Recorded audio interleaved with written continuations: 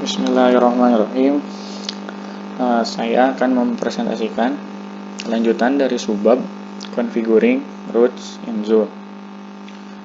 Cara ketiga itu adalah manual mapping of routes using static URLs.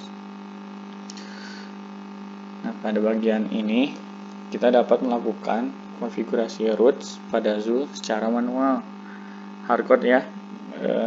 Yaitu dengan cara memodifikasi file konfigurasi Zool menjadi sebagai berikut. Kita tambahkan baris Zool, kemudian routes, kemudian diisi license static, yaitu license static di sini itu sebagai contoh di sini itu sebagai untuk mengidentifikasi service-nya. Ini jadi key name-nya. License static ini contoh key name. Kemudian tambahkan path-nya, static path-nya untuk tadi licensing service, dan yang terakhir itu URL-nya. Jadi URL ini akan dipanggil secara langsung, tidak melalui Eureka yang ada pada Zool. Jika dilakukan request dengan endpoint routes, nanti keluarannya seperti ini.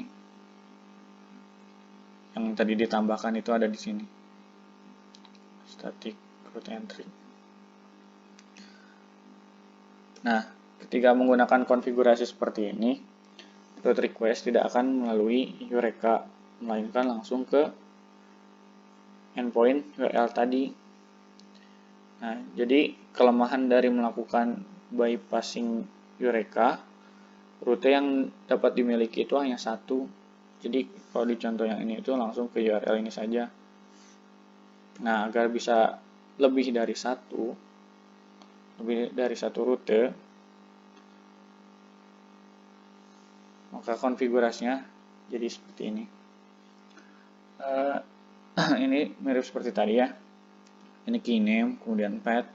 Di sini bukan URL sekarang, tapi service ID-nya. Di sini contohnya license static. Kemudian tambahkan ribbon, Eureka, dan ada enable yang isinya itu false. Ini bertujuan untuk mendisable Eureka yang support di ribbon. Yang ketiga, karena tadi service ID-nya license static, di sini ada license static, kemudian ribbon. Di sini ada list of server. Di sini kita bisa tambahkan rutenya yang kita inginkan. Di sini contohnya ada 2 rute.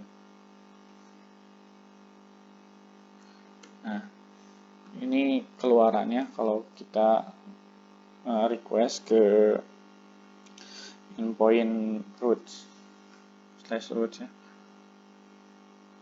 Di sini bisa lihat tadi static route-nya berdasarkan nama ID-nya tadi. Kemudian selanjutnya ada dynamically reload route configuration. Mereload konfigurasi route berguna untuk memetakan ulang route tanpa harus merecycle server Zool. Jadi route yang tersedia dapat dimodifikasi saat server Zool sedang berjalan. Ini tuh isi dari konfigurasinya itu dilakukan di file zoolservice.yml. Untuk defaultnya sendiri, isi dari file tersebut itu hanya ada ini, baris kedua saja, zool.prefix API. Kemudian contoh pada buku itu, baris pertama ini, Zool ignore service ini, dan ada tanda bintang di sini. Itu maksudnya service-service sebelumnya yang sudah di-load atau yang udah tersedia itu, ini di-ignore. Jadi kayak disable atau dihapus, dihilangkan aja ini service yang sebelumnya. Kemudian di sini kita bisa menambahkan route. Ini tuh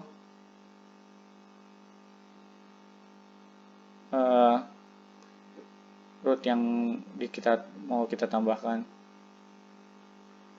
Jadi nanti root yang tersedia itu cuma ini, ada dua ini. Di sini contohnya itu ada root yang organization sama yang licensing.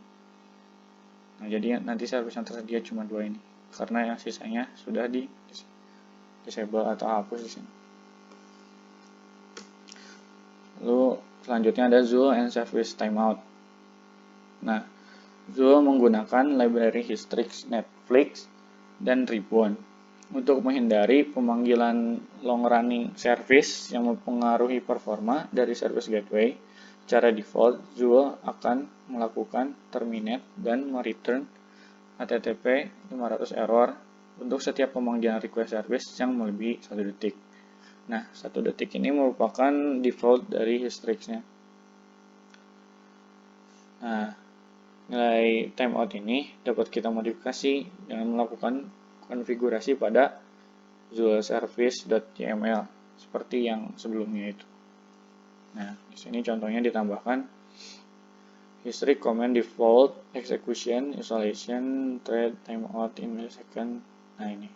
Jadi yang asalnya defaultnya 1 detik, sekarang kita ubah menjadi 2,5 second. Nah, kalau yang ini kan masih default ya, jadi secara keseluruhan timeoutnya itu 2,5 second. Nah, sedangkan ini di contoh yang kedua, nah ini defaultnya itu diganti jadi nama service secara spesifik. Jadi service apa yang mau diubah timeoutnya. Nah, di sini contohnya itu licensing service. Jadi licensing service ini diubah timeoutnya menjadi 3 detik. Nah, kemudian contoh yang terakhir ada NIA sama spesifik service yang diubah timeoutnya, yaitu licensing service. Nah, kemudian diubah menjadi 7 detik. Nah, kenapa di sini ada tambahan licensing service .ribbon? Karena ada aturannya, jika kita mau mengubah nilai timeout lebih dari 5 detik, ya contohnya di sini 7 detik, maka tidak hanya Hystrix saja yang diubah, tetapi juga ribbon retimeout-nya harus diubah dengan nilai yang sama.